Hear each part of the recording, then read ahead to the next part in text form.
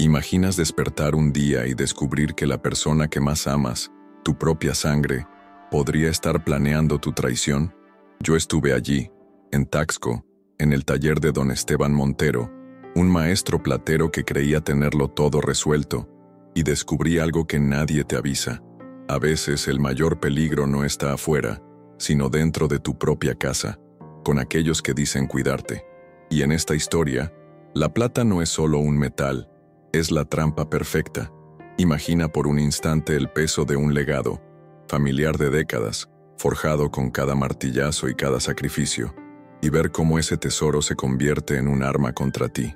Esa fue la realidad de don Esteban.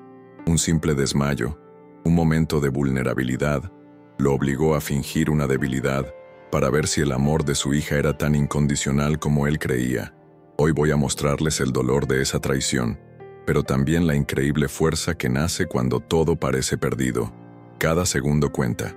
Si ignoras esta lección, corres el riesgo de malinterpretar la lealtad y el amor de quienes te rodean.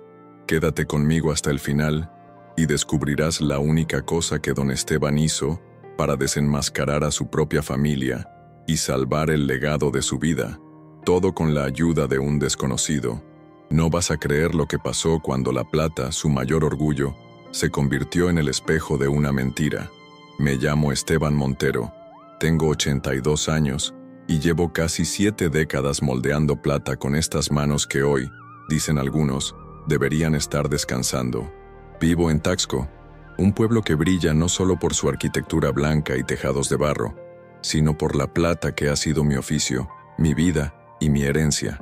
Me hice viudo hace 10 años, cuando la muerte vino por Teresa mientras dormía. Desde entonces, el silencio en la casa es tan agudo como la lima con la que afilo los detalles de cada pieza. Mi hija, Marcela, se fue hace años con su esposo Ricardo a la Ciudad de México. Trabajan mucho, dicen, y aunque vienen los fines de semana, la casa siempre se queda más vacía cuando se van. Esa mañana me levanté temprano como siempre, hice mi café de olla, serví una rebanada de pan duro con queso fresco y bajé al taller. El olor al metal recién fundido me recibió como un viejo amigo. El calor del soplete, el brillo opaco de la plata aún sin pulir, todo estaba en su lugar, pero algo dentro de mí no lo estaba. Sentí un mareo extraño al inclinarme por una pinza. No fue largo, apenas un par de segundos. Me apoyé en la mesa, respiré hondo y esperé. Nadie me vio, nadie me ayudó, solo el silencio como siempre. No le conté a nadie, ni a Marcela ni a Ricardo. ¿Para qué?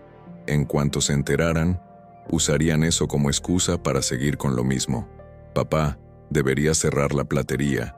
Ya no estás para eso. Vente con nosotros, allá te cuidamos mejor. Pero yo sé lo que quieren. Ricardo lleva meses hablando de una empresa que quiere comprar mi local. Y Marcela, que antes defendía esta casa como si fuera un santuario, ahora apenas lo mira cuando entra, como si ya no le perteneciera. Así que esa tarde tomé una decisión que jamás imaginé tomar. Fingí. Tomé una cuchara de plata, la dejé caer al piso y me quedé mirándola como si fuera un abismo. Cuando Marcela llegó ese fin de semana, le dije que sentía temblores en las manos, que quizá estaba perdiendo la precisión. La vi mirarme con algo entre lástima y ¿alivio? No lo sé, pero su silencio me confirmó más que cualquier palabra. Y ahí empezó todo. Ricardo no tardó ni un día en sacar el tema de la venta, que era mejor hacerlo ahora, mientras el local aún tenía valor, que conocía a alguien que ofrecía un buen precio, que yo ya había vivido mi vida y debía pensar en el futuro de la familia. Pero cuando decía la familia, no me miraba a mí, miraba a Marcela, y ella bajaba los ojos, como si no pudiera sostenerme la mirada. Eso fue lo que más me dolió. Yo fingía que mis manos temblaban, pero lo que realmente temblaba era mi fe en ellos.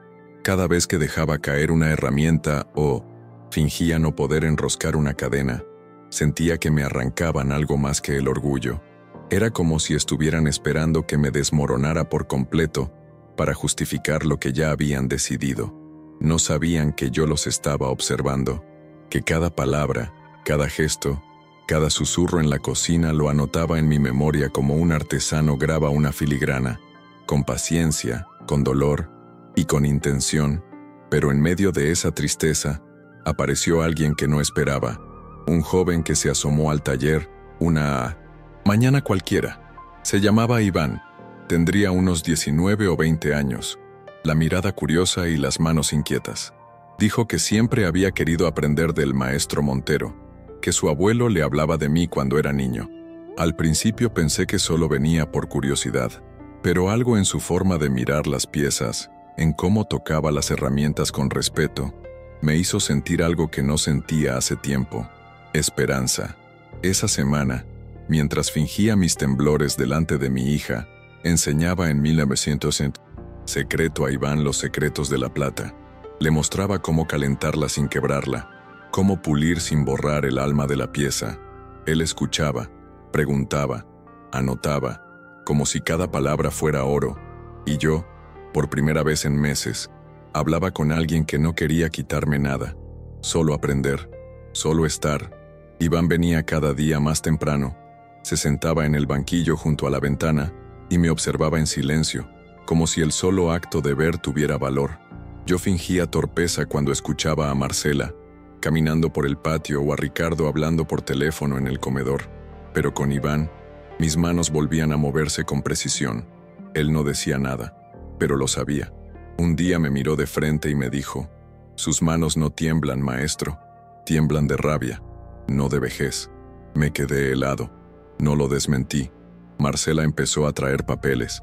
Decía que eran solo sugerencias, opciones, por si algún día decidía vender, pero yo veía los logos, los nombres de la empresa, el tono urgente de Ricardo. Ellos ya habían empezado el proceso. Yo solo era el obstáculo que les quedaba. Una noche los escuché hablar en voz baja en la cocina. Decían que si no lo hacía ahora, perderían la oferta, que había que convencerme rápido, que no podía seguir arriesgándome solo en el taller. Y ahí supe que ya no hablaban de mí sino de mi plata. Lo más doloroso fue escuchar a Marcela decir: «Papá ya no distingue una cadena de una cuchara. Él solo cree que puede seguir». Sentí un nudo en la garganta que no pude tragar. Me encerré en el taller y apagué las luces. Me senté frente al banco de trabajo y lloré en silencio. No por la traición, sino porque por un momento, incluso yo había comenzado a dudar de mí mismo. ¿Y si tenían razón? ¿Y si ya no servía? Pero entonces, vi sobre la mesa una pieza que había terminado esa misma mañana, un colgante con forma de luna, con filigrana perfecta, y recordé quién era. Al día siguiente, fingí un colapso frente a Ricardo.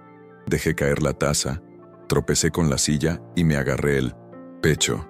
Él me sostuvo alarmado, pero con una expresión que no era solo preocupación, era ansiedad, como si mi caída significara su oportunidad. En menos de una hora ya había llamado al comprador. Pensaba que yo no lo oía desde la habitación. «Está peor», dijo. «Si no firmamos pronto, se nos va». Entonces supe que ya no había tiempo para dudar. Necesitaba actuar. Decidí mostrarle a Iván algo que nunca había compartido con nadie: el cuaderno de los moldes antiguos, los primeros diseños de mi padre, de mi abuelo, incluso míos de cuando tenía 20 años. Era nuestro verdadero legado, más que el local, más que el edificio. Iván lo recibió con manos temblorosas, como si tocara algo sagrado. «Esto no puede perderse», dijo, y sus palabras encendieron en mí una chispa que creía apagada. No todo estaba perdido. El sábado, cuando Marcela y Ricardo llegaron con un abogado, porque sí, trajeron un abogado, me senté con calma en el taller. Fingí que no podía firmar porque la mano me temblaba demasiado. Les pedí que me dieran unos días, que quería pensarlo. Vi cómo Ricardo apretó la mandíbula. Marcela me acarició la espalda, pero no había ternura en ese gesto, solo urgencia. Fue entonces que Iván entró sin avisar, con su delantal, con su cuaderno, con su mirada limpia, y el ambiente cambió. «¿Quién es él?», preguntó Ricardo. «Mi aprendiz», respondí, «el que va a continuar con la platería». Y en ese momento, por primera vez, vi pánico en sus ojos. «¿Cómo que continuar?», dijo. «Papá, habíamos hablado de otra cosa».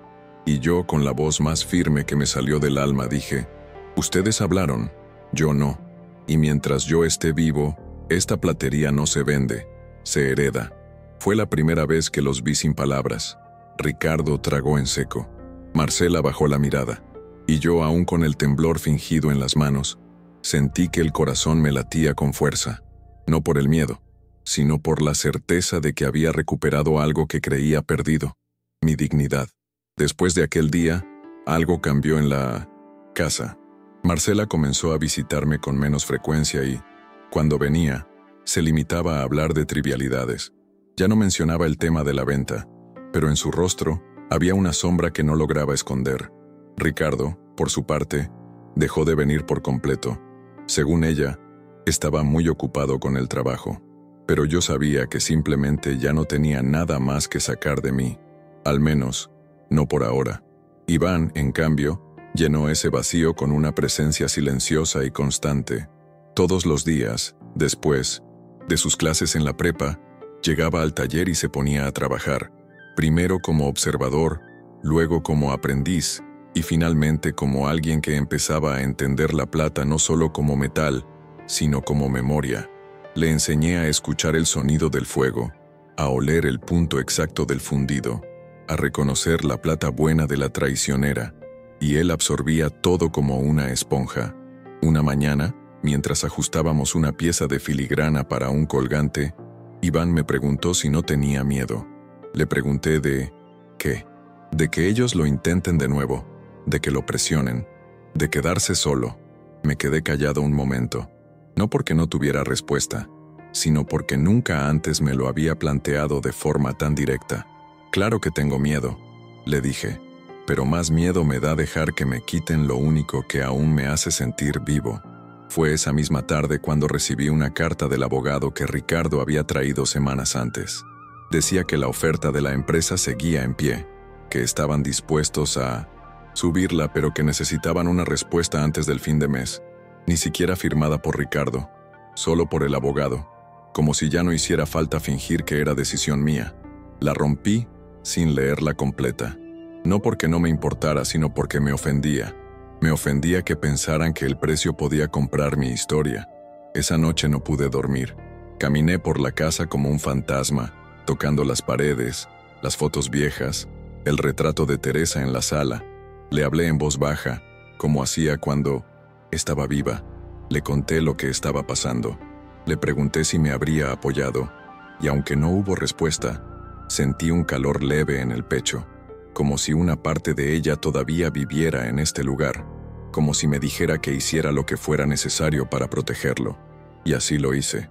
Al día siguiente redacté un testamento nuevo. Dejé claro que la platería no se vendía bajo ninguna circunstancia, que, en caso de mi muerte, pasaría directamente a Iván, que cualquier intento de negociación con tercero sería considerado nulo. Llamé a un notario amigo de confianza. Hicimos todo en regla, firmado, sellado, archivado, y por primera vez en meses, dormí en paz. Una semana después, Marcela regresó con otra cara, más dulce, más paciente. Trajo mi pan dulce favorito, me preparó café, me abrazó 2 veces en 1 hora. No mencionó la platería, solo habló de su trabajo, de lo cansada que estaba, de lo difícil que era todo. Yo la escuché en silencio, sabiendo que detrás de cada palabra había otra intención. Cuando se despidió, me besó la frente. «Solo quiero lo mejor para ti, papá», dijo. Y yo por dentro pensé, ahora yo también. No le conté lo del testamento. No hacía falta. El silencio también tiene peso. Y en ese silencio, supe que ahora jugábamos en otro terreno. Ya no era el viejo débil al que podían manipular. Era el padre que había recuperado su voz y que sabía exactamente qué legado quería dejar. Los días siguientes transcurrieron con una calma tensa. Marcela no volvió a insistir con la venta, pero su mirada decía más que sus palabras. A veces la encontraba parada frente al taller, observando a Iván desde lejos. Otras, entraba sin anunciarse, caminando entre las vitrinas como si ya no fueran parte de su historia. Pero yo seguía con mi rutina. Café, trabajo, enseñar. Cada día era un acto de resistencia silenciosa. Un viernes por la tarde, mientras Iván limpiaba unas cadenas antiguas, me preguntó si Marcela alguna vez había querido aprender el oficio. Me detuve un Segundo antes de responder. Cuando era niña, sí, se sentaba aquí, donde estás tú ahora, y me pedía que le enseñara a soldar, pero después se fue alejando. Dijo que la plata era sucia, que prefería un trabajo limpio, de oficina. Lo dije sin rencor, pero con una punzada en el pecho. No era solo la plata lo que había dejado atrás. Aquel día, Iván terminó una pieza por primera vez sin ayuda. Un anillo sencillo, pero con detalles limpios, precisos, casi perfectos. Se lo mostré a un cliente antiguo, que pasó por el taller. Lo miró con atención y dijo, «Esto tiene alma, y eso, en nuestro mundo, vale más que cualquier certificado». Vi a Iván sonreír con orgullo, y supe que estaba listo para asumir más, que el taller, después de mí, no iba a quedar en manos vacías. Pero justo cuando empezaba a creer que todo estaba bajo control, recibí una llamada que me descolocó. Era del banco. Me preguntaban si quería confirmar la solicitud de hipoteca sobre el local de la platería. Casi se me cae el teléfono de las manos. ¿Qué hipoteca?, pregunté. Una solicitud hecha a nombre de su hija Marcela y su yerno Ricardo. Necesitamos su firma como propietario. Sentí un frío recorrerme el cuerpo. No solo estaban intentando venderlo, ya lo habían comprometido sin decírmelo. Esa noche, no pude ni cenar. Me senté en la cocina con los papeles del taller sobre la mesa, revisando cada línea del registro, cada propiedad, cada cláusula legal. Necesitaba asegurarme de que todo estuviera protegido. Pero, sobre todo, necesitaba saber hasta dónde estaban dispuestos a llegar. Lo que descubrí no me sorprendió. Habían presentado documentos previos al cambio de testamento. Por suerte, sin mi firma, no valían nada, pero el intento dolía igual. El sábado por la mañana, cuando Marcela llegó como si nada, con su sonrisa amable y su bolsa de pan, la enfrenté. Le mostré la notificación del banco. No gritó, no lloró, solo se quedó en silencio. Ricardo no vino esa vez, y tal vez fue mejor así, porque no sé cómo habría reaccionado. Marcela dijo que era una precaución, que querían estar listos por si yo cambiaba de opinión. Le pregunté si alguna vez pensó en decirme la verdad. Me miró como cuando era niña y rompía algo, con culpa, pero sin valor para admitirlo. «No sabíamos cómo decírtelo, papá», murmuró. «Pensamos que te estabas apagando». Esas palabras me calaron hondo, apagándome, como si fuera una lámpara vieja. Le dije que yo decidiría cuándo y cómo me apagaría, y que hasta ese día, la platería seguía siendo mía, que la plata no solo era un metal, era mi historia, mi familia, mi sangre. Marcela no dijo nada más. Se fue sin terminar el café. Después de que la puerta se cerró, me senté en el banco de trabajo, respirando hondo. Iván me miró desde el rincón con respeto. No dijo nada, solo volvió a su tarea, y en ese silencio compartido, sentí que algo dentro de mí se reacomodaba, como si cada traición hubiera tallado un nuevo contorno en mi alma, más duro, más claro. Los días que siguieron fueron de silencio. Silencio en la casa, en el taller, en el teléfono. Nadie llamó, nadie vino, ni una disculpa, ni una nueva excusa. Y aunque una parte de mí sentía tristeza, porque al final era mi hija, otra parte empezaba a respirar diferente, como si al despejarse la bruma de la manipulación, pudiera volver a ver con claridad lo que me rodeaba. Volví a limpiar cada rincón del taller como lo hacía en mis primeros años, cuando Teresa me acompañaba con una taza de atole y canciones de trío sonando en la radio. Iván notó el cambio. Se movía con más soltura entre las herramientas, tomaba decisiones sin pedirme permiso, empezaba a tener confianza. Una tarde, se atrevió a rediseñar una de mis piezas clásicas. Lo observé sin decir nada, dejando que se equivocara, que corrigiera, que probara. Y cuando terminó, lo miré con una sonrisa. No era perfecta, pero tenía algo que ya no podía darle yo: frescura, juventud. Y eso me llenó de un orgullo que no sentía hace años. Un domingo, mientras tomábamos café en la entrada del taller, Iván me preguntó por Teresa. Casi nunca hablaba de ella, pero esa vez lo hice. Le conté cómo nos conocimos en una feria de pueblo, cómo me desafió a hacerle un anillo sin medidas, solo mirando sus manos. Le hablé de sus risas, de sus silencios sabios, de cómo sostenía la casa mientras yo forjaba el negocio. Al terminar, Iván tenía los ojos húmedos. Me dijo que ojalá hubiera podido conocerla, y yo pensé que, de alguna manera, ya lo había hecho. Esa misma tarde, decidí abrir el viejo baúl donde Teresa guardaba los recuerdos familiares. Entre cartas, fotos y dibujos de Marcela, encontré algo que no veía desde hacía décadas. Un boceto mío de cuando tenía 15 años. Era un diseño torpe, infantil, pero lleno de intención. Me emocioné, no por la calidad del dibujo, sino porque me recordó por qué había empezado todo esto. No fue por dinero, ni por fama. Fue por amor, por crear algo que durara más que yo. Con ese dibujo en mano, me fui, directo al banco de trabajo. Le pedí a Iván que se sentara conmigo. Juntos rediseñamos la pieza, con sus ideas y mis manos. La bautizamos Orígenes. Era la primera obra firmada por los dos. Una mezcla de generaciones, de errores y aprendizajes. La mostramos en el escaparate al día siguiente. Y para mi sorpresa, una señora extranjera la compró en menos de una hora. Dijo que tenía alma vieja con espíritu nuevo. Nos miramos y reímos. Fue entonces cuando entendí que el taller ya no era solo mío. Ya no era un lugar detenido en el tiempo, ni un templo de soledad.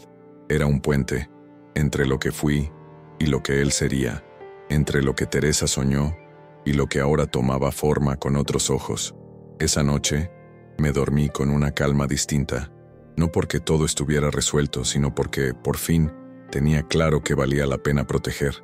A la mañana siguiente recibí una visita inesperada. No era Marcela, era su hija, mi nieta Daniela. Hacía meses que no la veía. Venía sola, con una expresión extraña. Me abrazó fuerte, sin decir mucho. Luego me pidió hablar. Nos sentamos en el patio, entre las bugambilias. Me dijo que su madre le había contado todo, que no estaba de acuerdo con lo que habían hecho, que se avergonzaba, y que quería saber si aún podía aprender conmigo. Sentí un nudo en la garganta. Asentí sin hablar. Ver a Daniela ahí, con sus 20 y tantos años y esa mirada limpia, fue como ver un hilo que no se había roto del todo. Tal vez, pensé, el legado no era solo un taller o una herencia legal. Tal vez era esto, el deseo genuino de continuar algo con respeto.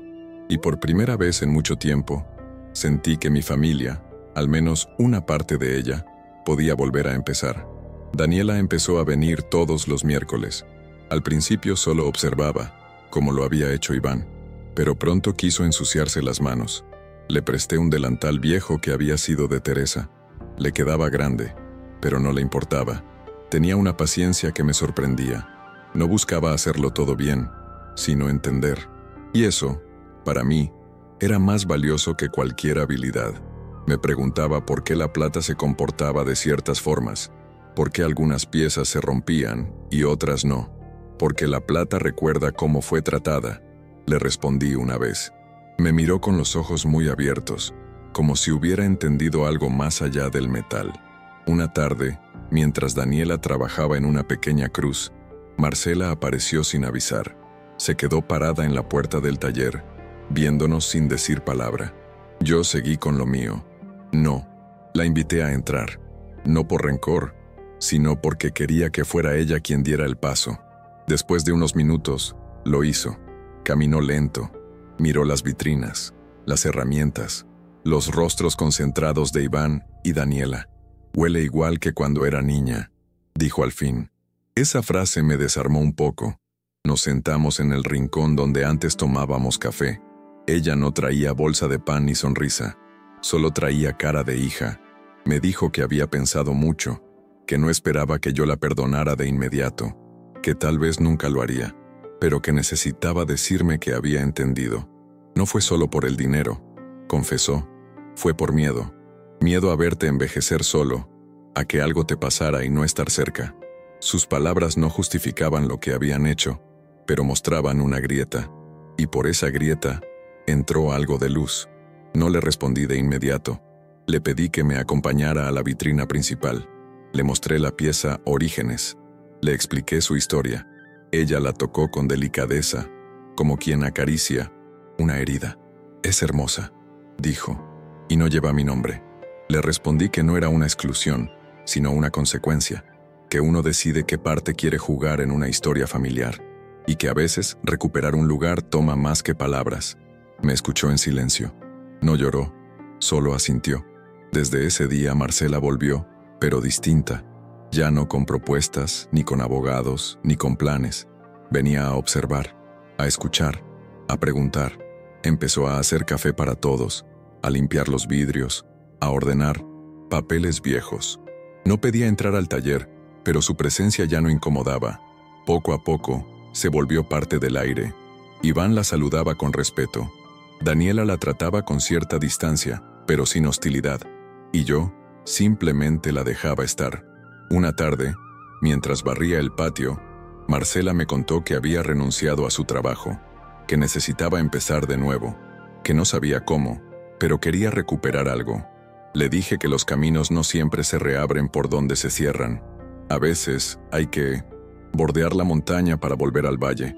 Me miró confundida, pero sonrió. Siempre hablas en metáforas, papá. Y yo respondí, no son metáforas, hija, son marcas de platero. La dinámica en el taller cambió de forma sutil. Iván seguía siendo el aprendiz principal. Daniela avanzaba con firmeza. Y Marcela, poco a poco, comenzaba a comprender lo que nunca había entendido, que no era la plata lo que importaba, sino lo que cada pieza representaba. Una tarde se sentó junto a mí con una hoja en blanco. Quiero aprender a diseñar, dijo. No como negocio, no como herencia, como hija. Le pasé un lápiz sin decir nada. Y así, en ese banco de trabajo que alguna vez pensé que quedaría solo, nos encontramos los cuatro. 4 generaciones cruzadas por la plata, por el error, por la redención. No todo estaba sanado, no todo estaba dicho, pero había fuego encendido y manos dispuestas a crear. Y en el lenguaje de los plateros, eso siempre ha sido suficiente para empezar de nuevo. Los vecinos empezaron a notar el cambio. Algunos entraban solo para saludar, otros volvían a encargar piezas como en los viejos tiempos. Pensé que ya no estaba abierto, decían, y yo respondía, nunca cerró, solo se estaba acomodando por dentro. La platería comenzó a recuperar su bullicio, pero no el de antes. Era otro tipo de movimiento, más joven, más cálido, más humano. Ya no se trataba solo de vender, se trataba de contar historias a través de la plata. Una mañana, Iván trajo una propuesta que me sorprendió. Quería crear una pequeña colección con diseños de todos los que estábamos en el taller. Uno de él, uno de Daniela, uno de Marcela y uno mío. Cada pieza llevaría el nombre del autor en el reverso y serían presentadas como voces del taller. Al principio dudé. Nunca me gustó mezclar lo mío con lo de otros, pero esta vez era distinto. Esta vez sentía que la plata también necesitaba hablar con otras voces. Pasamos semanas trabajando en secreto. Cada quien tenía su rincón, su diseño, su enfoque. Iván hizo una medalla inspirada en las campanas de Taxco. Daniela creó una pulsera con los nombres de las mujeres de nuestra familia grabados en clave. Marcela diseñó un dije con forma de hoja, diciendo que representaba el renacer. Yo, por mi parte, hice un anillo con una espiral, símbolo de tiempo que regresa, que gira y no se rompe. Lo llamé Retorno. El día que presentamos la colección en el escaparate, muchos se detuvieron a mirar, no solo por la plata, sino porque algo en la forma en que estaban exhibidas hablaba de nosotros, de un taller que casi muere, pero eligió respirar de nuevo. Un periodista local se acercó y pidió hacer una nota. Le conté solo una parte de la historia, la parte luminosa, porque lo oscuro, lo que se cocina en las grietas del corazón, a veces hay que dejarlo reposar antes de contarlo. Una tarde, mientras Iván cerraba el taller, me pidió que le hablara del desmayo, de ese primer día en que todo comenzó. Me sorprendió, pensé que lo había olvidado. Le conté, la verdad que fue real pero mínimo, que lo usé como punto de partida para ver más allá, para descubrir intenciones. Me miró con comprensión. Fue tu manera de fundir la verdad, dijo, como cuando la plata se limpia con fuego. Esa frase me dejó sin palabras. Era joven, sí, pero tenía alma vieja. Daniela, por su parte, Empezó a mostrar interés en la historia de la familia. Me pedía que le contara sobre su abuela, sobre mis padres, sobre cómo era el pueblo cuando solo había caminos de tierra. Grababa mis relatos en su teléfono. Decía que algún día quería hacer algo con eso. Tal vez un libro, tal vez un documental, no sé. Pero esto no puede quedarse solo en mi cabeza. Yo sonreía, no por vanidad, sino porque entendía que la memoria es otra forma de herencia. Marcela comenzó a acompañarme al mercado los domingos. Elegíamos juntos las frutas, el queso, el pan de yema. Me preguntaba por recetas que Teresa solía hacer y una vez incluso cocinó para todos. En esa comida, sentados los 4 alrededor de la mesa del patio, entendí que algo realmente había cambiado. No porque todo estuviera perdonado, sino porque todos habíamos decidido dejar de fingir. Ahora sí estábamos siendo familia, una con cicatrices, pero familia, al fin.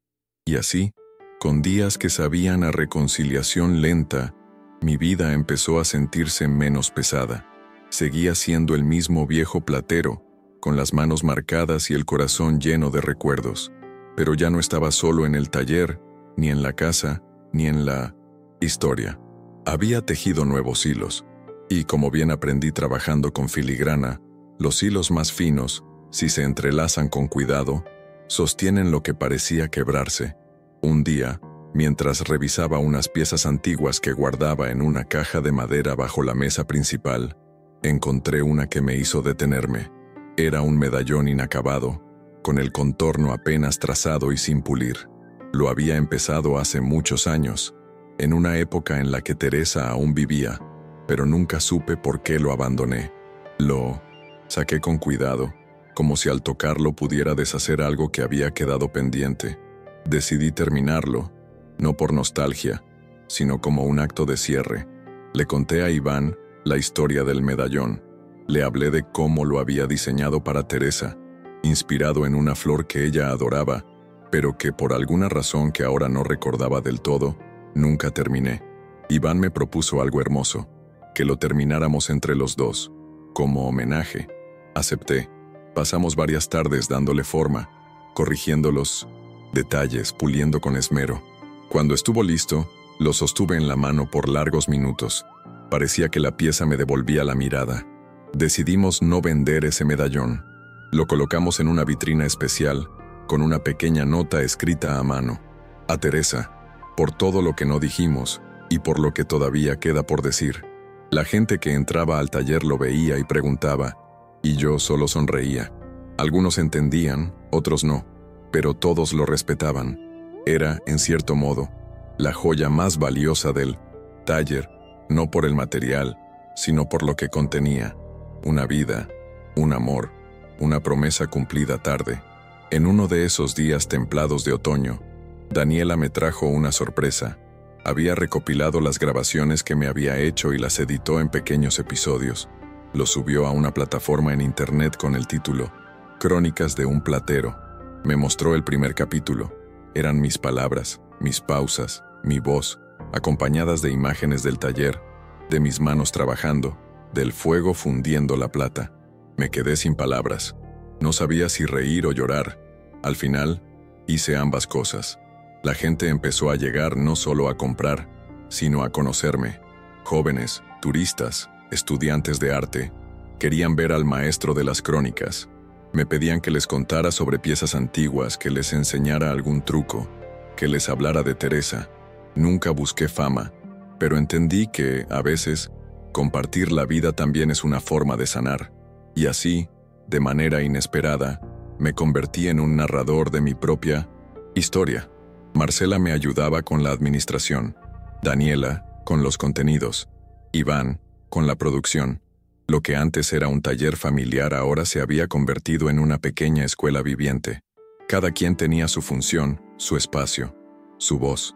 Incluso los clientes sentían ese ambiente. Algunos volvían cada semana, no por necesidad, sino porque se sentían parte de algo. Y eso, para mí, era el mayor logro, mucho más que cualquier cuenta bancaria.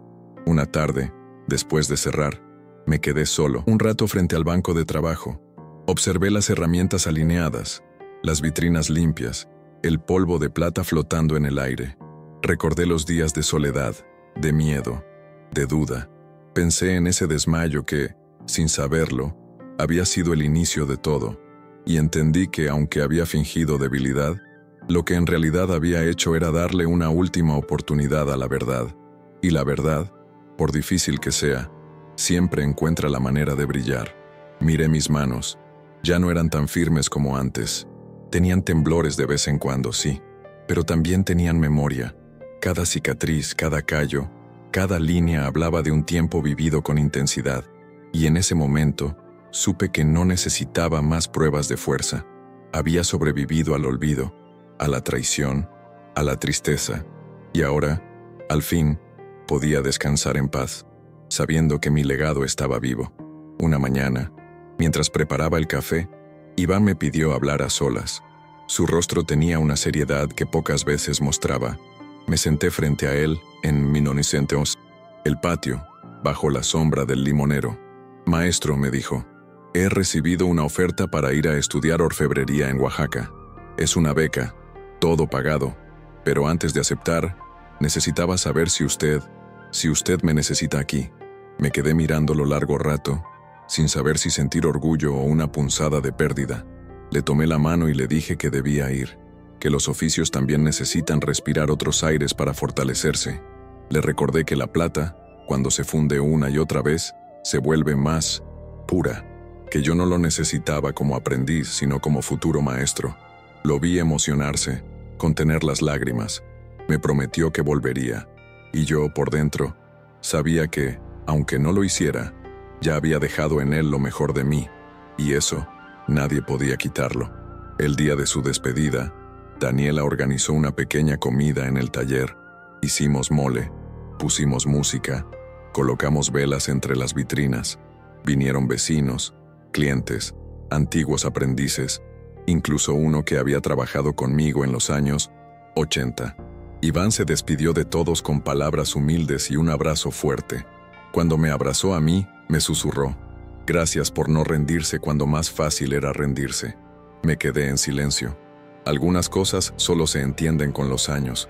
Tras su partida, el taller se sintió un poco más grande, un poco más vacío, pero Daniela llenó ese espacio con ideas. Me propuso dar talleres abiertos los fines de semana. Gente de todas las edades podía venir a aprender lo básico. A veces solo miraban, a veces se animaban a crear. Ella manejaba todo con una naturalidad que me recordaba a Teresa, pero con una energía más moderna, más audaz. Me gustaba verla dirigir, hablar, enseñar. Sentía que el linaje seguía latiendo. Marcela también creció en su papel. No volvió a hablar de ventas, de mudanzas ni de hipotecas. Ahora su lenguaje era otro: planillas, inventarios, estrategias para cuidar las piezas más antiguas. Un día me mostró un archivo digital que había creado con cada diseño hecho por mí, con fecha, descripción y fotos. «Es para que nunca se pierda tu obra», me dijo. La abracé, no como padre, como compañero. Un sábado, una pareja joven llegó desde Monterrey solo para conocer la platería. Habían visto los videos de Daniela y querían que yo les hiciera sus anillos de boda. «No queremos oro, queremos historia», dijeron. Acepté con una sonrisa, y mientras trabajaba en esos anillos, entendí que mi oficio ya no era solo trabajar con plata. Era tejer memorias, crear símbolos, dar forma al amor, al compromiso, a lo que permanece. Cuando entregué los anillos, la joven lloró. Dijo que podía sentir algo antiguo y sagrado en ellos. Yo le respondí que la plata guarda el eco de las manos que la trabajan, y que la mía ya no estaba sola, que ahora eran muchas, y que eso era lo que les daba esa fuerza invisible. Se fueron agradecidos, y yo me quedé mirando el banco de trabajo con una mezcla de cansancio y plenitud que no había sentido nunca antes. Esa noche, al cerrar el taller, me tomé un mezcal solo.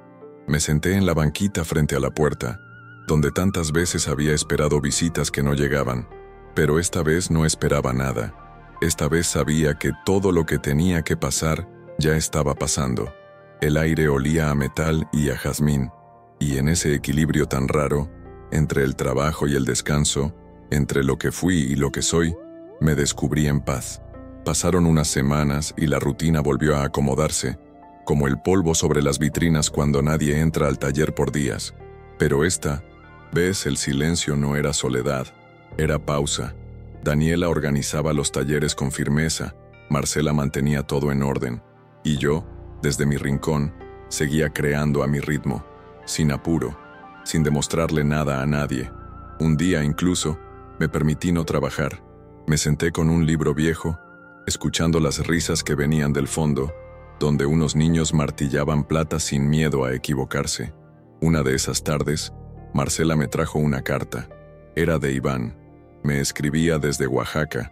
Me contaba de sus clases, de sus profesores, de las técnicas nuevas que estaba aprendiendo.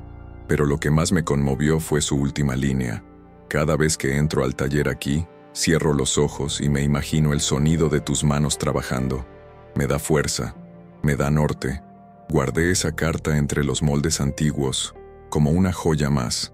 Inspirado por sus palabras, decidí retomar una idea que había dejado pendiente hacía años. Escribir un pequeño manual del platero tradicional. No un libro técnico, sino algo íntimo, con anécdotas, errores, enseñanzas, reflexiones. Daniela se ofreció a ayudarme a transcribirlo.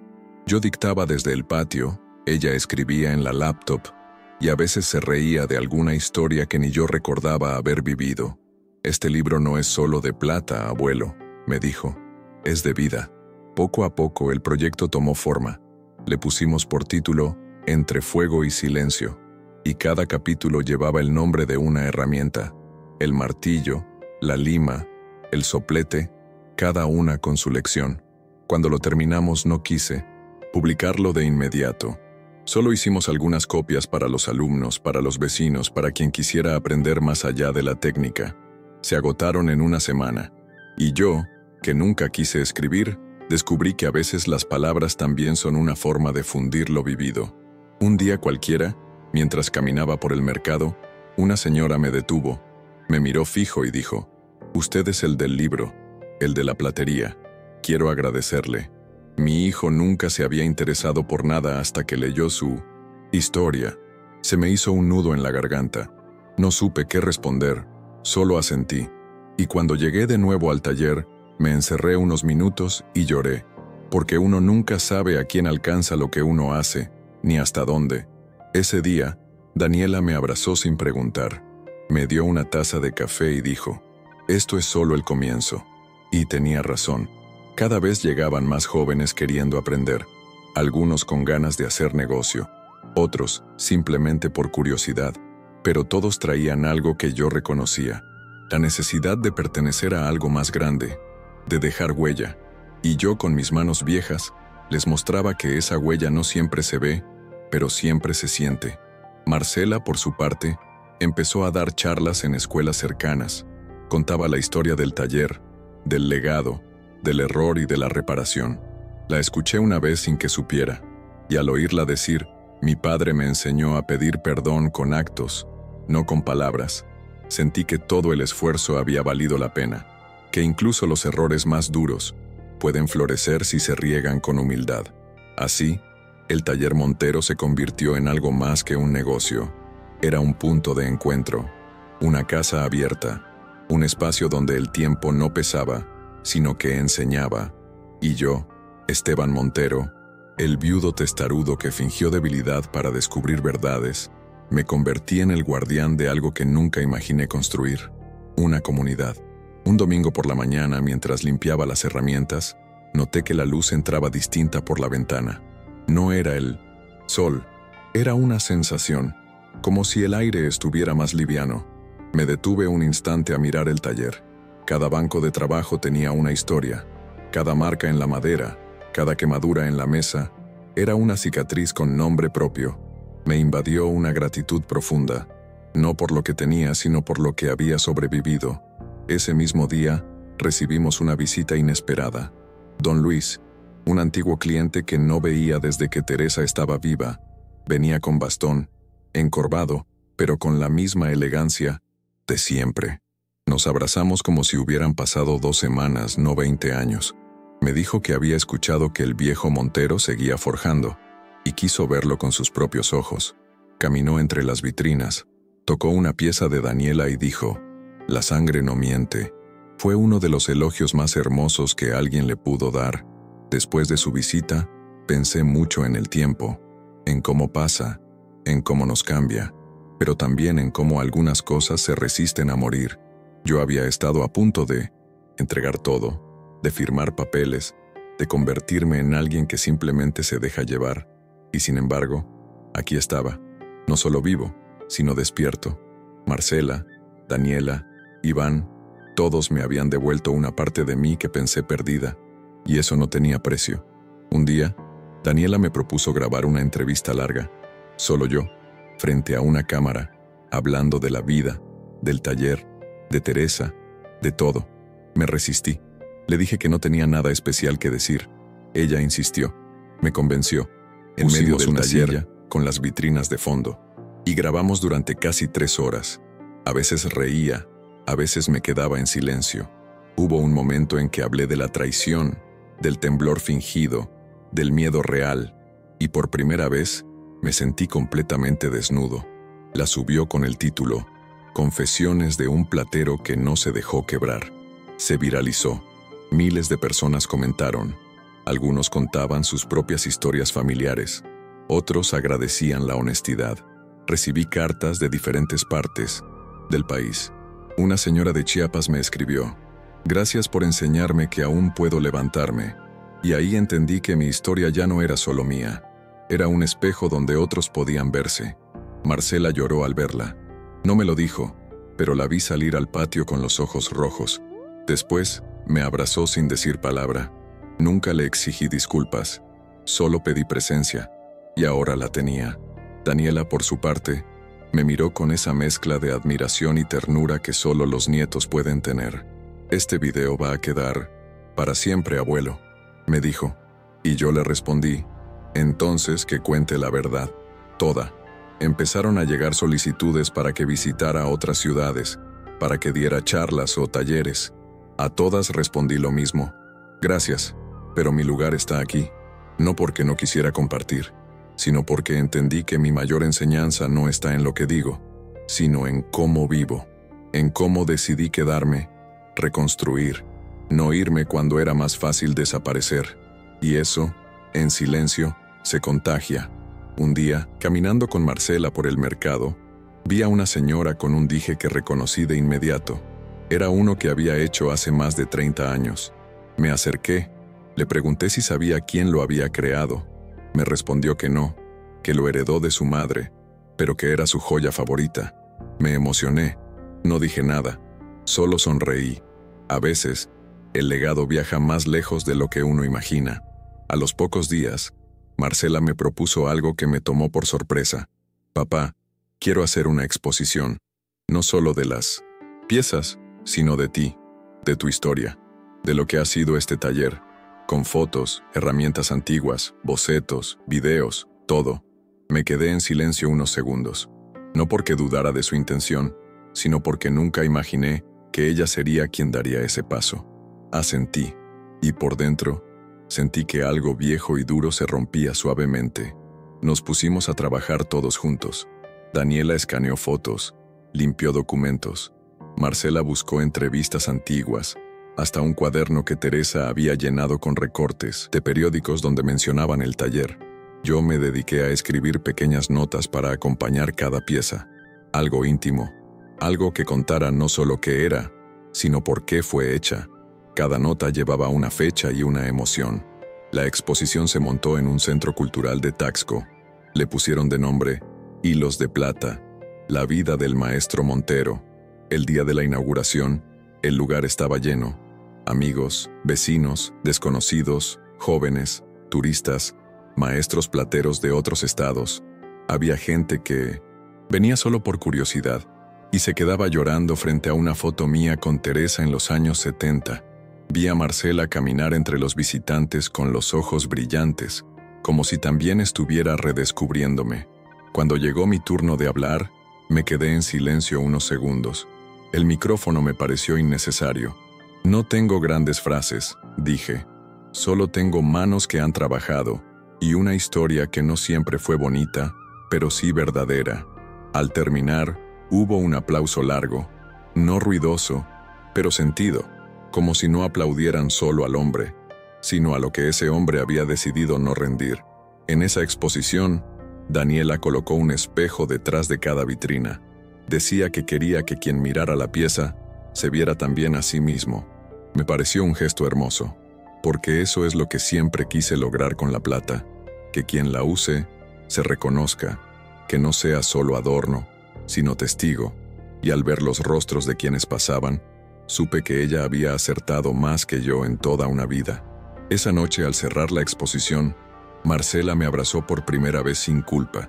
Me dijo, gracias por enseñarme que no todo se repara con palabras, pero que el amor sí puede volver a nacer donde hubo abandono. No respondí, no hacía falta, solo la apreté fuerte contra mi pecho, y pensé en Teresa, en cómo habría sonreído si estuviera allí, viendo a su hija recuperar el hilo perdido. Poco tiempo después, recibimos la noticia de que uno de los videos del taller había sido premiado por una fundación cultural. Daniela fue invitada a recibir el premio en mi nombre. Me pidió que la acompañara, pero le dije que no, que ese era su momento, que el taller ya no dependía de mí para brillar. Ella fue, dio un discurso impecable, y al regresar, me trajo una pequeña réplica del trofeo hecha en plata, para que no se te olvide que tu historia es de todos ahora. Y así, mientras los días seguían su curso, entendí algo que me costó 80 años comprender, que uno no deja legado solo cuando muere, lo deja cuando aprende a compartir la vida antes de que se acabe. Y yo, por suerte, había alcanzado a hacerlo a tiempo. Un miércoles cualquiera, mientras barría el frente del taller, vi a un niño de no más de 10 años pegado a la vitrina. Miraba una de las piezas con una fascinación que me conmovió. Salí, me agaché a su altura y le pregunté si le gustaba la plata. Me dijo que no sabía qué era exactamente, pero que ese anillo parecía tener una historia por dentro. Lo invité a pasar. Le enseñé una lima, una pinza, un pedazo de metal en bruto. Se fue con los ojos brillando. Al día siguiente, volvió con su madre. Quería aprender. Ese niño fue el primero de muchos que comenzaron a venir por pura curiosidad. Y yo, que había pensado que el oficio se estaba muriendo, vi renacer una generación entera con hambre de crear. Algunos duraban una clase, otros, meses, pero todos se llevaban algo. Una historia, un valor, una lección. El taller ya no era solo un lugar de producción. Semillero. Y cada vez que alguien decía gracias, maestro, yo pensaba en mi padre, en mi abuelo, en todos los que me formaron, y sentía que los honraba. Un sábado, mientras almorzábamos en familia en el patio, Daniela me preguntó si alguna vez pensé en dejar todo e irme. Me tomó por sorpresa. Me quedé unos segundos en silencio y respondí, sí, el día que fingí que mis manos temblaban. Pensé que ya no tenía nada que enseñar ni que cuidar, pero fingí una debilidad y terminé descubriendo mi fuerza. Nadie dijo nada, solo se oyó el viento mover las hojas, y fue suficiente. A veces me preguntan si no me arrepiento de haber sido tan testarudo, tan desconfiado, y la verdad es que no, porque si no hubiera desconfiado, no habría visto lo que realmente había detrás. No se trata de vivir sospechando de todos, pero tampoco de entregar el alma con los ojos cerrados. Mi desconfianza me salvó, me dolió, sí, pero también me despertó. Marcela, con el tiempo, dejó de llamarme papá, solo por costumbre. Volvió a decirlo como cuando era niña, con ternura, con verdad. Cuando me abraza, ya no es por compromiso, es porque quiere. Y eso, para un padre, vale más que cualquier testamento. A veces me trae café sin decir nada. Se sienta conmigo en el patio y hablamos del día, del clima, de Teresa. No siempre hay que hablar de heridas para saber que se están cerrando. Daniela recibió una propuesta para hacer una exposición itinerante sobre platería tradicional. Me preguntó si podía usar mis diseños antiguos. Le dije que todos eran suyos, que no me pertenecían más, que ahora le tocaba a ella contar esas historias. Me abrazó tan fuerte que sentí los huesos crujir, y en su abrazo entendí que, aunque la sangre se diluya con las generaciones, El alma de una familia puede sostenerse con gestos así. Esa noche, mientras guardaba unas herramientas en la vitrina, vi mi reflejo en el vidrio. Un viejo de cejas gruesas, espalda encorvada y manos marcadas.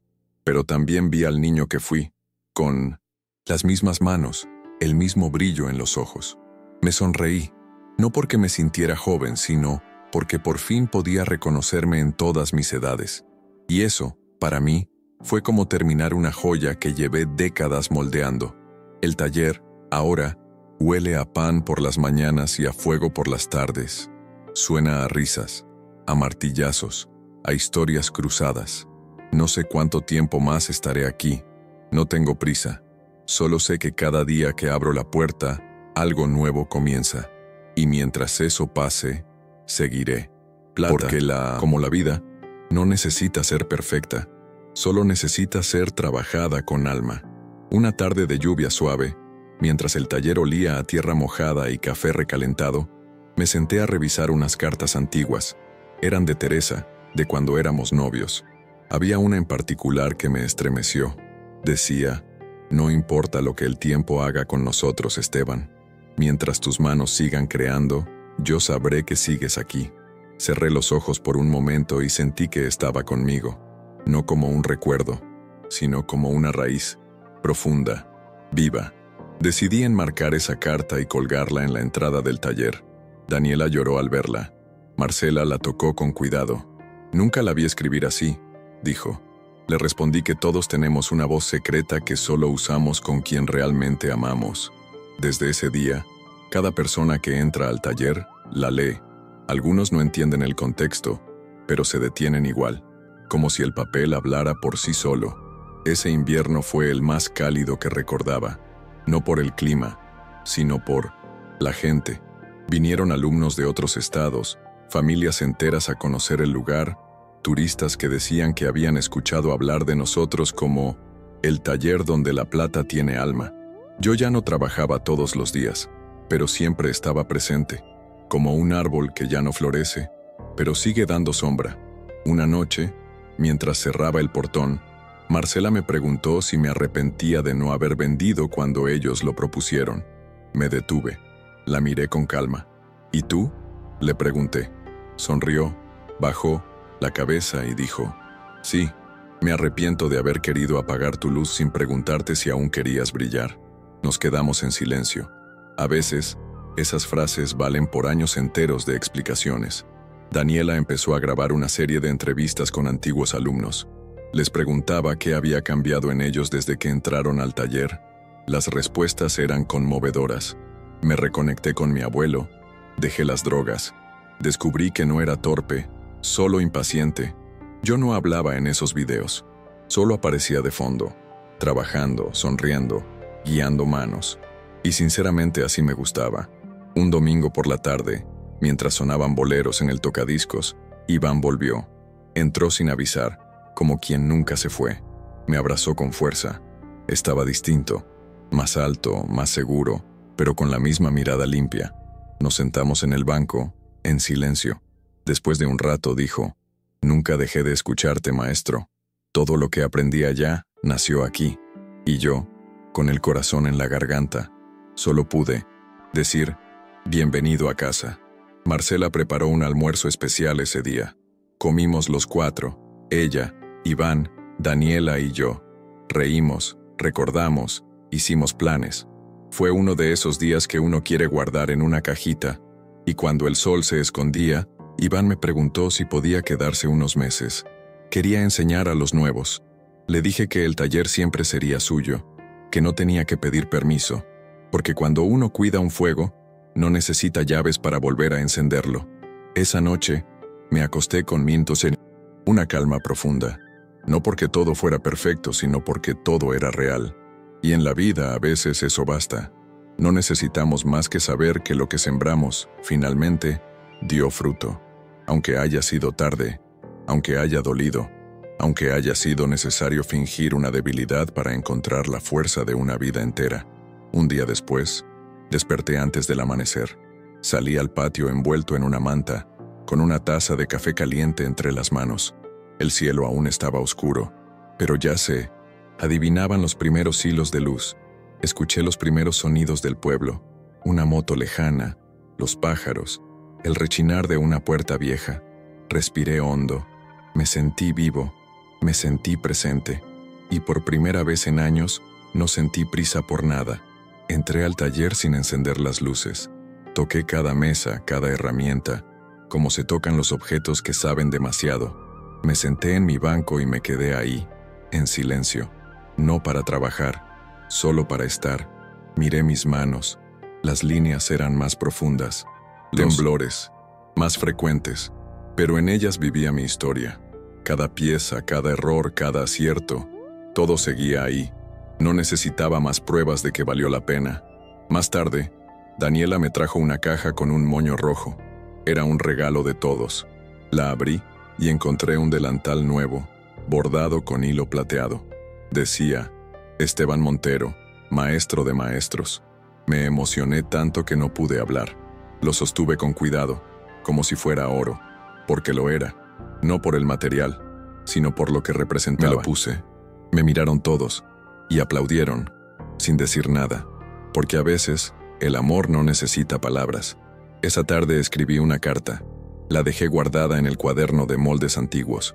Decía simplemente, si un día ya no estoy, sigan creando, sigan enseñando, sigan cuidando este lugar como si fuera un corazón latiendo en medio del tiempo, porque eso es lo que es y lo que siempre será. Firmé con mi letra torpe, pero firme, y sentí que no me debía nada más. Iván organizó un nuevo grupo de aprendices. Daniela comenzó a grabar una segunda temporada de entrevistas. Marcela lideraba un proyecto para que el taller fuera declarado patrimonio local. Y yo solo abría la puerta cada mañana, encendía el fuego y preparaba el café. No necesitaba más, porque cuando uno encuentra su lugar, lo único que queda es habitarlo con calma. Una noche, mientras el taller ya dormía, me acerqué al medallón de Teresa. Le hablé en voz baja, como hacía cuando nadie más podía entenderme. Le dije que todo había valido la pena, que nuestra historia, aunque llena de quiebres, había terminado siendo hermosa, que la platería seguía viva y que nuestras manos, las suyas, las mías, las de nuestra hija y nieta, habían dejado huella. Y ahí, frente a esa pieza, comprendí algo simple pero poderoso. No se trata de cuánto dura uno, sino de qué deja encendido cuando se va. Y yo, que tanto temí el olvido, descubrí que el verdadero legado no brilla como la plata nueva, sino como la que ha sido usada, amada, cuidada por años, silenciosa, firme, eterna. Así terminó aquel día, sin grandes anuncios, sin clímax dramáticos, solo el cierre digno de una vida vivida con las manos abiertas. Y cuando me acosté esa noche, supe, sin duda alguna, que ya no necesitaba fingir debilidad, porque la verdad de quién soy ya estaba tallada en cada rincón de este lugar. A veces uno cree que está llegando al final, y sin darse cuenta, está abriendo una nueva puerta. Escuchar la historia de don Esteban nos recuerda que hay batallas que no se libran con gritos, sino con paciencia, y que incluso cuando el corazón tiembla, todavía se puede elegir qué hacer con las manos. Tal vez tú también tengas un lugar al que volviste cuando todos te creían vencido, o quizás aún estás buscando la fuerza para quedarte donde ya no te miran igual. ¿Te pasó algo parecido? ¿Tuviste que hacerte el débil para que te escucharan? Me encantaría leerte en los comentarios. Si esta historia te tocó de alguna manera, compártela con alguien que necesite recordar que el valor no siempre está en avanzar, a veces está en resistir, en quedarse, en seguir tallando, aun cuando la plata parezca agotada.